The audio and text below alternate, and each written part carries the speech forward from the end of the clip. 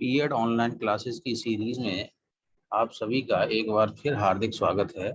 आज इस सीरीज के अंतर्गत सेशन 10th में हम लोग कल का टॉपिक जो स्टार्ट हुआ था दर्शन, उस पर आगे मूव करेंगे। उसको बारे में जो अन्य तथ्य हैं उनको समझने का प्रयास करेंगे। स्टार्ट करते हैं।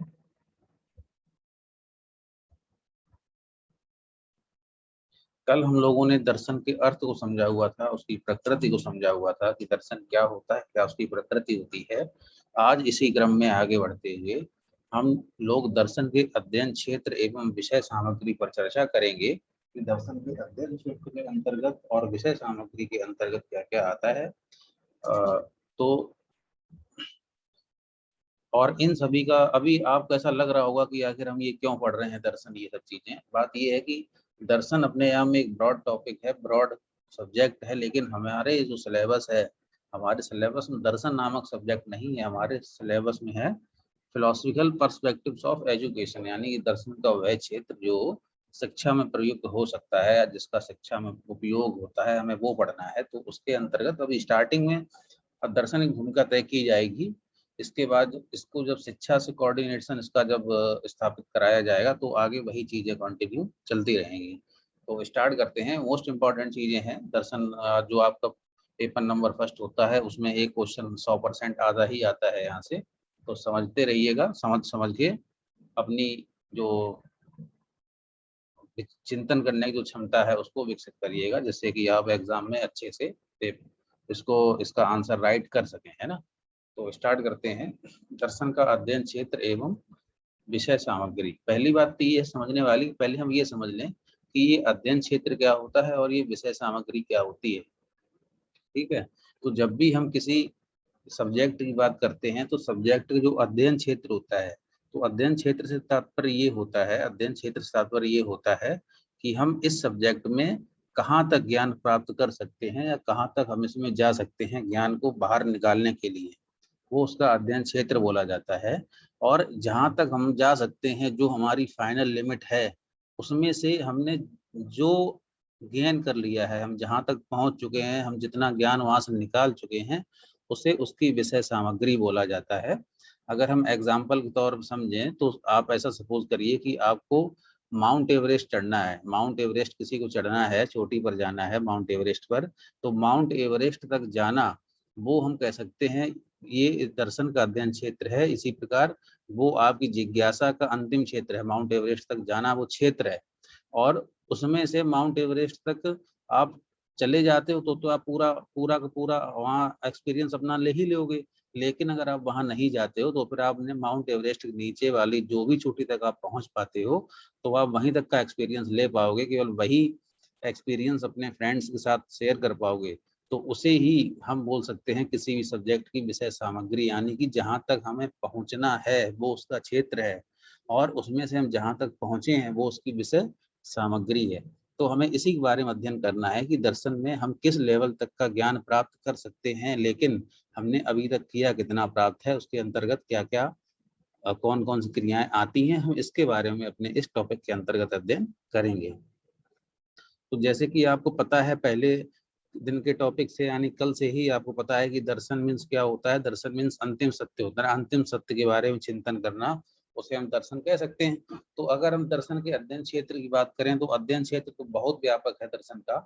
अध्ययन क्षेत्र के अंतर्गत क्या होता है कि चूंकि ये अंतिम सत्य की व्याख्या करने के लिए हमें प्रेरित करता है, इसलिए इसके अंतर्गत संपूर्ण ब्रह्मांड में जितना भी जो कुछ भी है, उन सभी के वास्तविक स्वरूप की खोज करने का प्रयास किया जाता है, उनकी खोज करने का प्रयास किया जाता है। लेकिन इनमें से हम जहाँ तक पहुँच चुके हैं, जैसे कि अगर हमें ब्रह्मांड की अंतिम सत्ता, यानी कि वो बॉडी जो इस दुनिया को, इस ब्रह्मांड को कंट्रोल करे है, अगर हमें उसके बारे में जानकारी प्राप्त करने का लक्ष्य रखना है, अगर दर्शन ने हमें वो लक्ष्य दिया है, तो उसके अंतर्गत हम लोग कहाँ तक पहुंच चुके हैं, है ना। तो उसमें अंतर्गत हम लोग जहाँ तक भी पहुंच चुके हैं, जैसे कि चंद्रयान, मंगलयान, काफी हद तक रिसर्च हो भी चुकी है, काफी हद तक हम लोग पहुंच चुके हैं। तो अगर हम ज्ञान देने की बात कहें तो जहाँ तक मानव पहुंचा है वहीं तक का आप ज्ञान दे पाएगा, बाकी सभी ज्ञान वो अपने चिंतन के आधार पर दे पाएगा आपको, है ना। तो अंतिम सत्य है जो इस ब्रह्मांड का, वहां तक पहुंचने का क्षेत्र है दर्शन का। लेकिन उनमें से जहां तक अभी तक दर्शन पहुंच पाया है, जो चीजें हमें ऑथेंटिक रूप से दे पाई हैं, उन सभी चीजों का हम लोग अध्ययन करेंगे। तो वो जो हमें ऑथेंटिक रूप से फैक्ट प्राप्त किए हैं दर्शन ने, तो उसको भारतीय जो दार्शनिक हैं, जो भारतीय दार्शनिक हैं, उन्होंने उसको 3 भागों में बांटा है। पहला तत्व मीमांसा, दूसरा ज्ञान मीमांसा और तीसरा आचार मीमांसा। तो भारतीय दार्शनिकों ने इसके अध्ययन क्षेत्र को बांटा है 3 भागों में, तत्व मीमांसा, ज्ञान मीमांसा और आचार मीमांसा। जबकि जो पाश्चात्य दार्शनिक हैं, पाश्चात्य दार्शनिक ने इसको बांटा है 5 भागों में। तत्व मीमांसा और ज्ञान मीमांसा तो सेम ही है, इसके अलावा यहाँ थोड़ा डिफरेंस हो जाता है। तीसरा इनका मूल मीमांसा होता है, चौथा तर्क शास्त्र होता है और 5वां होता है सौंदर्य शास्त्र, है ना। तो आप ये भी फैक्ट याद रखने हैं। भारतीय दार्शनिक जो हैं, उन्होंने दर्शन के अध्ययन क्षेत्र को 3 भागों में बांटा है। पहला तत्व मीमांसा, ज्ञान मीमांसा और आचार मीमांसा। जबकि पाश्चात्य दार्शनिकों ने इसको बांटा है 5 भागों में, तत्व मीमांसा, ज्ञान मीमांसा, मूल मीमांसा, तर्क मीमांसा और सौंदर्य शास्त्र। ठीक है, आगे बढ़ते हैं, समझते हैं इनके बारे में। देखो नए नए शब्द आ रहे हैं, समझ पा रहे होंगे।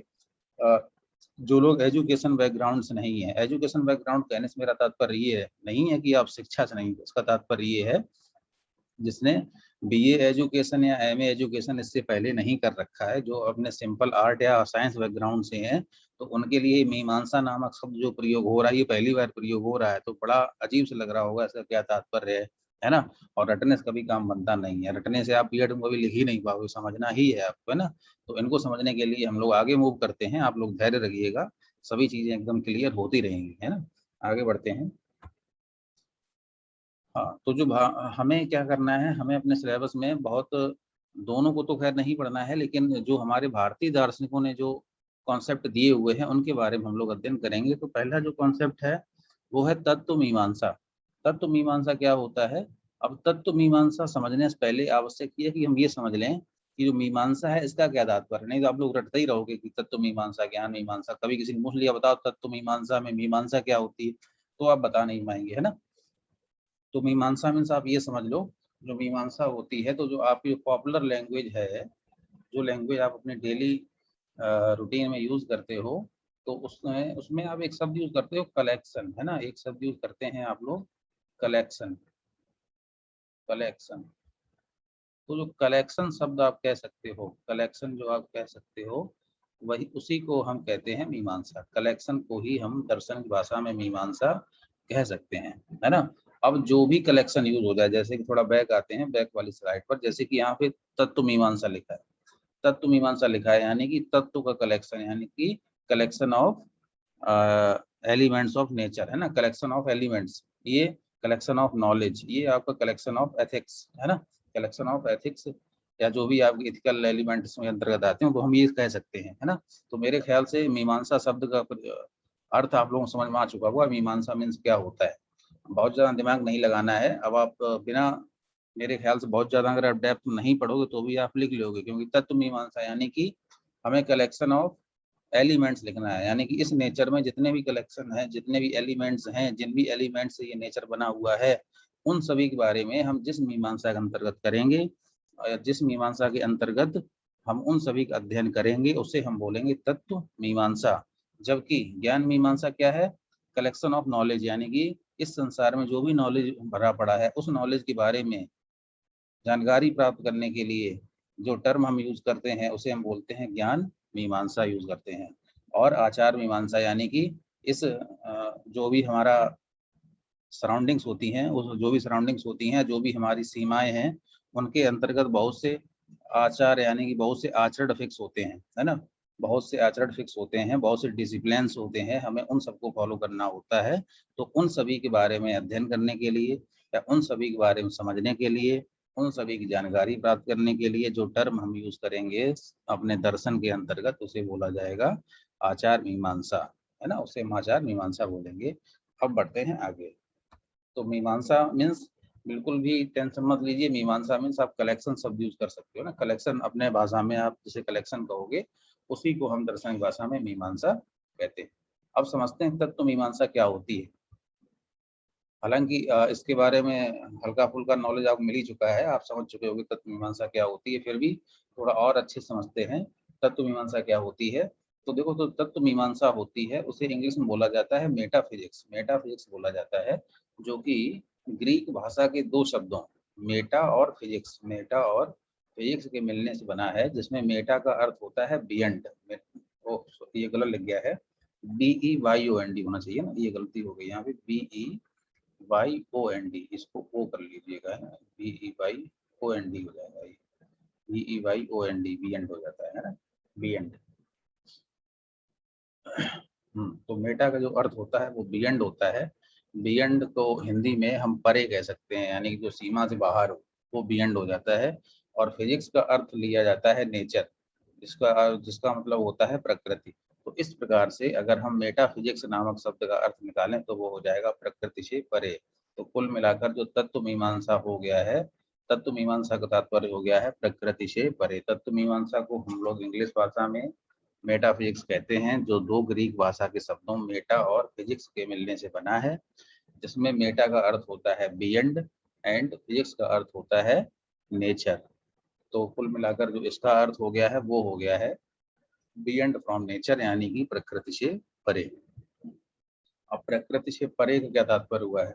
प्रकृति से परे यानी कि जो हम दर्शन के अंदर शब्द यूज करेंगे तत्व मीमांसा, तो उसमें हमें उन तत्वों के बारे में अध्ययन करना होता है जो प्रकृति से परे हो, यानी कि जिनके आधार पर इस प्रकृति का निर्माण हुआ है।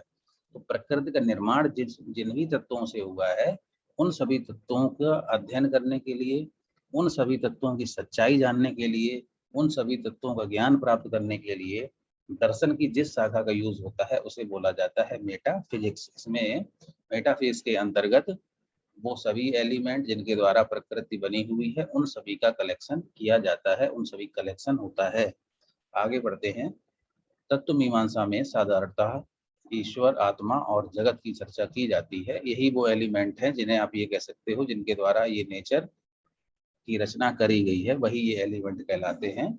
उन्हें हम लोग अपनी अलग अलग भाषा में कुछ भी कह सकते हैं। जगत की चर्चा की जाती है। तत्व मीमांसा का कार्य सदैव वास्तविक तत्व की खोज करना है ना, वास्तविक तत्व की खोज करना है। इसके अंतर्गत ईश्वर, आत्मा, प्रकृति, मनुष्य, सृष्टि, जन्म मरण आदि की वास्तविकता को जानने का प्रयास किया जाता है। तत्व मीमांसा के अंतर्गत शिक्षा के उद्देश्यों को भी शामिल किया जाता है ना, शिक्षा के उद्देश्य, शिक्षा के उद्देश्यों को शामिल, ये इम्पोर्टेंट पॉइंट है। ये आपसे खैर अभी बीएड में तो आप कुछ भी, बीएड एमएड में तो आप अगर कुछ भी लिख के आ जाएंगे थोड़ा बहुत मिला मिलूक तो आपकी काफी चेक हो जाए, कोई दिक्कत नहीं है। लेकिन इसके बाद जब आप एग्जाम में बैठना स्टार्ट करेंगे तो उन एग्जाम्स में, जैसे कि अगर कोई बीएड एमएड करने के बाद अगर कोई नेट में बैठ रहा है तो उसके लिए मोस्ट यूजफुल है ना, इनसे ज्यादा कोई यूजफुल है ही नहीं। लेकिन अगर सिर्फ और सिर्फ टेट के माध्यम से सुपर टेट दे रहा है तो उसके लिए भी इम्पोर्टेंट है। टेट में तो ये चीज़ें थोड़ी कम आती हैं। टेट जो होता है आपका यूपी टेट हो गया या सी टेट हो गया, वहाँ थोड़ा दर्शन वाला पोर्शन कम होता है, लेकिन सुपर टेट में पर्याप्त मात्रा में आपसे ये चीज़ें पूछी जाती है ना। तो ये हमेशा याद रखना कि जो तत्व मीमांसा होती है, तत्व मीमांसा के अंतर्गत शिक्षा के उद्देश्यों को शामिल किया जाता है। क्यों किया जाता है? क्योंकि तत्व मीमांसा में होता क्या है कि प्रकृति से परे, यानी कि जो भी हमें दिख रहा है उसके बाहर जो कुछ भी है उस सभी के बारे में अध्ययन किया जाता है एवं उसकी जानकारी प्राप्त करने का प्रयास किया जाता है। तो अगर हम शिक्षा की बात करें तो शिक्षा का वो प्रक्रिया जो रोज हमारे प्रचलन में आ रही है, जो शिक्षा रोज दी जा रही है, वो तो नॉर्मल बात है, वो तो सभी लोग ऑब्जर्व कर पा रहे हैं। लेकिन उस शिक्षा का जो अंतिम उद्देश्य होना चाहिए, उसका निर्धारण सिर्फ और सिर्फ चिंतन के द्वारा किया जा सकता है। वो कोई प्रत्यक्ष चीज नहीं है जो कि कोई देख सके, है ना। तो उन उद्देश्यों को, वो जो उद्देश्य होते हैं वो उस शिक्षण प्रक्रिया से परे यानी कि उससे ऊपर उठकर बना दिए जाते हैं। कि अगर हम आज बालक की शिक्षण करा रहे हैं तो बालक में ये परिवर्तन होने चाहिए। अब वो परिवर्तन हो या ना हो वो अलग बात है। तो वो जो शिक्षा के जो उद्देश्य हैं वो कहीं ना कहीं अप्रत्यक्ष रूप से उनको निर्मित किया जाता है, जो कि प्रत्येक व्यक्ति या प्रत्येक मनुष्य अपने साधारण दृष्टि से उनको फील नहीं कर सकता है। इसलिए उन उद्देश्यों को तत्व मीमांसा के अंतर्गत शामिल किया जाता है। इसके अलावा ऊपर जो हमने बात करी थी उसमें ईश्वर, आत्मा, प्रकृति, मनुष्य, सृष्टि, जन्म मरण आदि। अब देखो इसमें जो मनुष्य टर्म यूज हो गया है, अब आप मनुष्य मीन्स ये मत समझ लीजिएगा, अब आप कहोगे सर मनुष्य तो हम लोग हैं, आप तो बोल रहे हो कि प्रकृति से परे हम जाके अध्ययन करते हैं, है ना, प्रकृति से परे अध्ययन करते हैं। आप तो बोल रहे हो मनुष्य का अध्ययन करने आए, मनुष्य तो प्रकृति में ही होता है। तो बात सही है, मनुष्य प्रकृति में ही होता है, लेकिन मनुष्य की जो फिजिकल है उसका अध्ययन नहीं करते हैं। फिजिकल मीन्स फिजिकल का तो अध्ययन किया जाता है, साइंस में किया जाता है ना, वो साइंस, वो विज्ञान कहलाता है। उस मनुष्य के जो आदर्श, जो हम उसके बारे में सोच रखते हैं, जो आदर्श सोच रखते हैं हम उस मनुष्य के बारे में, या उस मनुष्य का जन्म कैसे होता है, मरने के बाद वो कहाँ जाता है, क्या नहीं होता है, इन चीजों के बारे में, मतलब उसका अस्तित्व कैसे वो अस्तित्व में आता है और किस प्रकार से वो अस्तित्व समाप्त हो जाता है, उन चीजों के बारे में अध्ययन किया जाता है, ना कि उसके फिजिकल के बारे में अध्ययन किया जाता है ना। तो सीधी सी बस इतनी याद बात रखिए, तत्व मीमांसा, तत्व मीमांसा यानी कि कलेक्शन ऑफ एलिमेंट्स। अब वो एलिमेंट्स होते कैसे हैं इसका स्पष्टीकरण आपको दिया गया है इसके शाब्दिक अर्थ में, प्रकृति से परे, यानी कि वो एलिमेंट यानी कि वो तत्व जो कि इस प्रकृति से परे हों, उनके बारे में अध्ययन करने वाली दर्शन की शाखा को हम कहते हैं, या दर्शन के क्षेत्र को हम कहते हैं तत्व मीमांसा। इसके अंतर्गत अब इतना आप याद नहीं करना है कि आप एक एक शब्द याद करो कि ईश्वर, आत्मा, प्रकृति, इतना याद नहीं करना है। जब हमने आपको बता दिया है कि इसके अंतर्गत उनका अध्ययन करते हैं जो प्रकृति से परे होते हैं, तो अपनी सोच से आप खुद ही लिख सकते हो प्रकृति से परे क्या क्या होता है। ईश्वर होता है, प्रकृति, मतलब जिन्हें हम प्रत्यक्ष रूप से देख ना सकें, जिन्हें हम फील ना कर सकें, जिन्हें सिर्फ और सिर्फ जिनको हम सोच सकें, उनका अध्ययन करते हैं। तो जो हमारे सोच में आते हैं वो क्या होती हैं, वो ईश्वर होता है, आत्मा होती है, प्रकृति होती है, सृष्टि होती है, जिनको कभी भी हम डायरेक्टली नहीं फील कर सकते हैं। इन सभी का अध्ययन हम इसके बारे में करते हैं। आगे बढ़ते हैं। नेक्स्ट है ज्ञान मीमांसा, है ना। ज्ञान मीमांसा तो वही है, मीमांसा मीन्स वही कलेक्शन होता है, यानी collection of knowledge. Knowledge collection जिस जगह पर दर्शन किया जाता है उसे ज्ञान मीमांसा बोलते हैं। तो ज्ञान मीमांसा के बारे में अगर हम पढ़ते हैं तो ज्ञान मीमांसा को हम इंग्लिश में बोलते हैं एपिस्टीमोलॉजी, है ना, एपिस्टीमोलॉजी। और जो एपिस्टीमोलॉजी है वो दो शब्दों से मिलकर बना है, एपिस्टिम, है ना, एपिस्टिम और लॉजी, इन दो शब्दों से मिलकर ज्ञान मीमांसा शब्द बना हुआ है।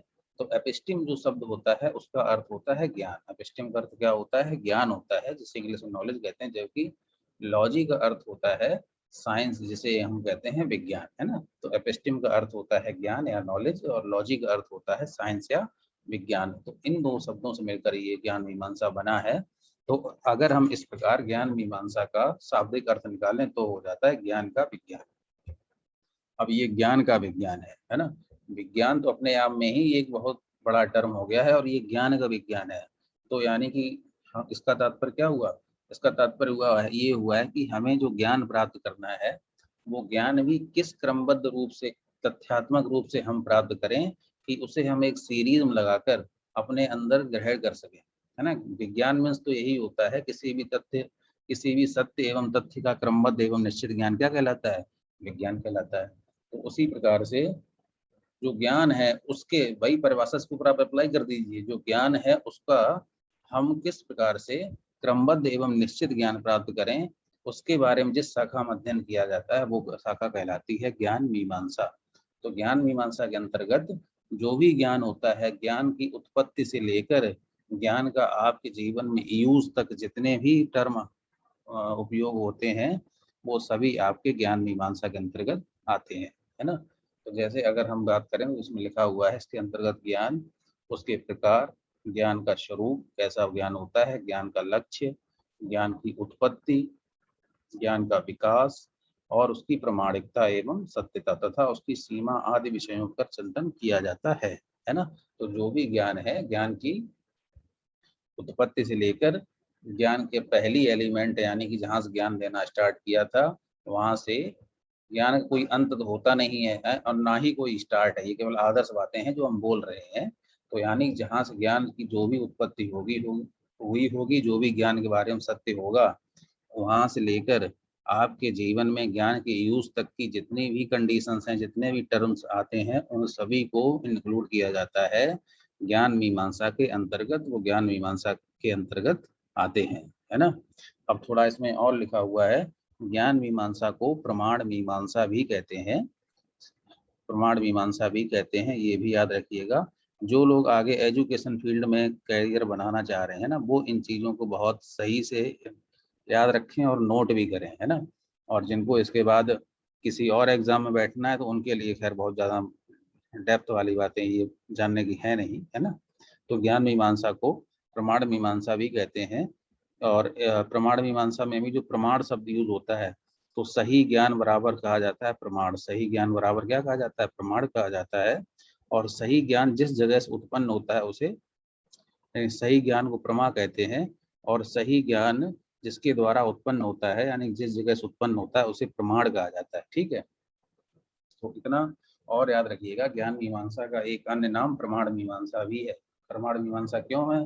क्योंकि ज्ञान मीमांसा के अंतर्गत ज्ञान के प्रारंभ से लेकर ज्ञान के हमारे जीवन में उपयोग तक की सभी टर्म यूज किए जाते हैं। तो ज्ञान जहाँ से भी प्रारंभ होता है, ज्ञान जहाँ से उत्पन्न होता है, जिसके द्वारा ज्ञान उत्पन्न किया जाता है, उसे के लिए हम प्रमाण नामक टर्म का यूज करते हैं। इसलिए इसको हम प्रमाण मीमांसा भी कहते हैं, है ना। तो मेरे ख्याल से क्लियर हो गया होगा कि ज्ञान मीमांसा क्या होती है। ज्ञान मीमांसा अर्थात क्या कहते हैं, कलेक्शन ऑफ नॉलेज। और वो कलेक्शन ऑफ नॉलेज होना कैसा चाहिए, तो वो आप उसके अंदर बता दिया गया है शाब्दिक अर्थ में। वो ज्ञान का विज्ञान, यानी कि साइंस ऑफ नॉलेज होना चाहिए ना। साइंस ऑफ नॉलेज होना चाहिए। नॉलेज के हम किस प्रकार से क्रमबद्ध रूप से हम गेन करें और उसको किस प्रकार से अपने जीवन में यूज करें, ये सभी हमें इसके बारे में सिखाया जाता है। तो ज्ञान से संबंधित जितने भी टर्म है, जैसे कि जो आपके एग्जाम वगैरह होते हैं एजुकेशन संबंधित, उनमें ये पूछ दिया जाता है सत्य की खोज कहाँ पर आती है ना। तो सत्य की खोज ज्ञान मीमांसा में आएगी, क्योंकि सत्य भी तो एक ज्ञान ही होता है, ज्ञान ही तो एक सत्य है। तो उसकी खोज कहाँ आएगी? ज्ञान मीमांसा में आएगी। पता लगे आपसे ये पूछते बताइए शिक्षण विधियां, है ना, पूछता है पेपर में, शिक्षण विधियां किस मीमांसा के अंतर्गत इंक्लूड की जाती हैं। ठीक है, तो शिक्षण विधियों का यूज आपको ज्ञान देने में ही होता है ना। शिक्षण विधियों के द्वारा ही आपको ज्ञान आपको मिलता है। इसलिए शिक्षण विधियां भी आपकी ज्ञान मीमांसा के अंतर्गत ही इंक्लूड करी जाती हैं। ये एक प्रत्यक्ष पॉइंट है ना। अगर हम थोड़ा और समझाना चाहें तो आप ये समझ लेना कि जब भी आपसे कंपटीशन में कुछ पूछा जाए कि ये किसके अंतर्गत आता है, तो जिस स्थान पर आप बुद्धि की यूज कर रहे होंगे, जिस स्थान पर आप बुद्धि का प्रत्यक्ष रूप से यूज कर रहे होंगे, तो वो सभी चीजें ज्ञान मीमांसा में ही आएंगी। जैसे शिक्षण विधियों में भी बुद्धि की यूज होता है, अध्यापक अपनी बुद्धि की यूज करके शिक्षण विधियां परिवर्तित करता है, उसी प्रकार से पाठ्यक्रम भी परिवर्तित होता रहता है। तो ये सभी चीजें आपकी ज्ञान मीमांसा के अंतर्गत आती हैं। और जहां पर केवल सोच के यूज हो, जहां सिर्फ और सिर्फ थिंकिंग एस्पेक्ट को इंक्लूड किया जाए, वो सभी चीजें आपकी तत्व मीमांसा के अंतर्गत आएंगी। उनको कभी भी हम डायरेक्टली यूज हम बहुत ज्यादा उनका नहीं कर सकते हैं। आगे बढ़ते हैं।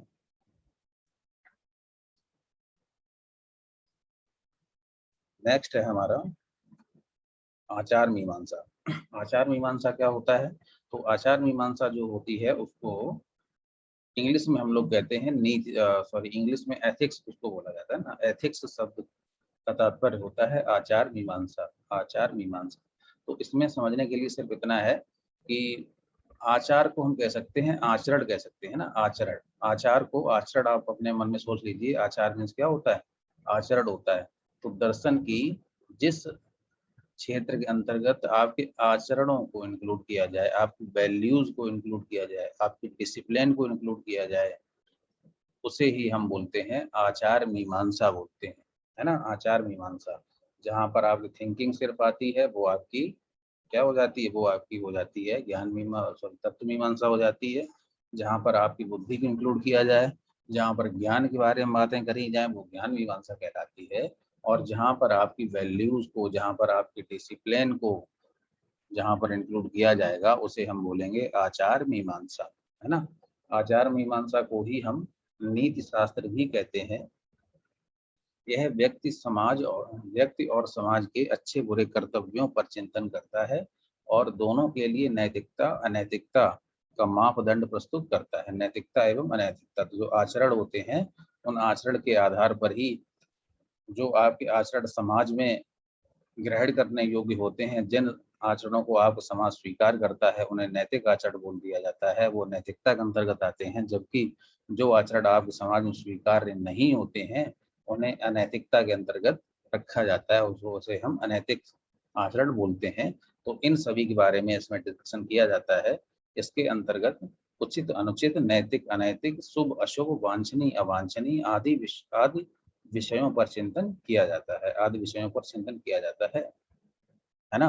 तो ये सब आपके समाज के आधार पर होता है। इसमें कोई वैसी बात नहीं है कि अगर आप ये सोचो कि जिस चीज को हम गलत कह रहे हैं, उसी चीज को कोई और भी गलत कह रहा होगा, ऐसा बिल्कुल भी नहीं है। आप समाज जिन आचरणों को स्वीकार कर रहा है, वो सभी आचरण आपके नैतिकता के अंतर्गत आएंगे, और जिन्हें वो स्वीकार नहीं कर रहा है वो सभी आचरण आपके अनैतिकता के अंतर्गत आएंगे, है ना।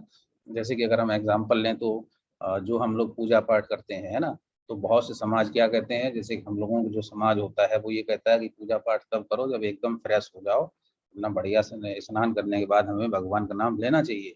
उससे पहले और उसके बाद अगर हम भगवान का नाम लेते हैं तो लेने में तो कोई दिक्कत नहीं है, लेकिन थोड़ा ऑड लगता है, थोड़ा उसे समाज हमारा स्वीकार कम करता है ना। जैसे कि पता लगे कि हमारे घर पे सभी लोग पूजा पाठ कर रहे हैं, अब हम आप बाहर खेल के आए हैं, क्रिकेट खेल के आए हैं, और तुरंत हम भी खड़े हो गए तो क्या होगा, मम्मी पापा भगा देंगे वहां से कि ना ना ये मतलब, ठीक है।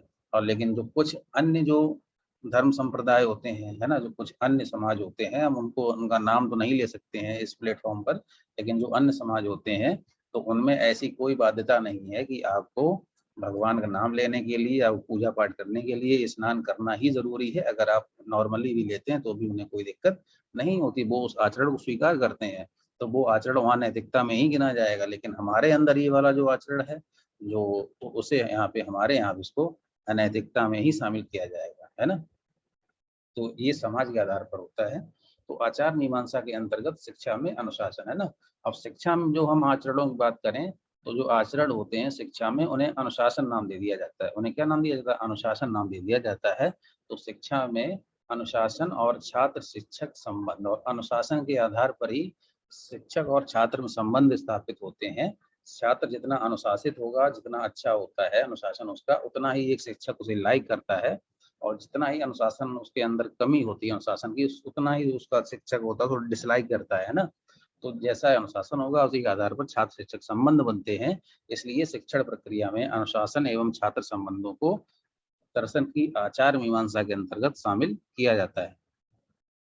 एक थोड़ा सा भ्रम और रहता है, अधिकतर प्रकाशक कहने का तात्पर्य ये है, अभी अगर आप कोई बुक्स वगैरह खरीदोगे या फिर आप इजी नोट्स वगैरह जो भी आप खरीदोगे जब, तो उनमें आप मोस्टली ये देखोगे कि जहां पर हमने टर्म यूज किया है आचार मीमांसा, वहां टर्म यूज किया जाएगा मूल मीमांसा टर्म यूज हो जाता है। अधिकतर कहते हैं, बहुत सी किताबें नहीं भी करती हैं, कुछ किताबें कर भी लेती हैं, आचार मीमांसा के स्थान पर मूल मीमांसा शब्द का यूज कर लेती हैं। जबकि हम पहले ही स्पष्ट कर चुके हैं, आचार मीमांसा वो एक अलग टर्म है, उसे भारतीय दार्शनिक मानते हैं, एक दर्शन क्षेत्र मानते हैं। जबकि मूल मीमांसा है, उसे पाश्चात्य दार्शनिक दर्शन क्षेत्र मानते हैं, उसे भारतीय दार्शनिकों ने अपने यहाँ जगह नहीं दी है। इसका तात्पर्य ये है कि आचार मीमांसा और मूल मीमांसा दो अलग अलग कॉन्सेप्ट हैं, है ना।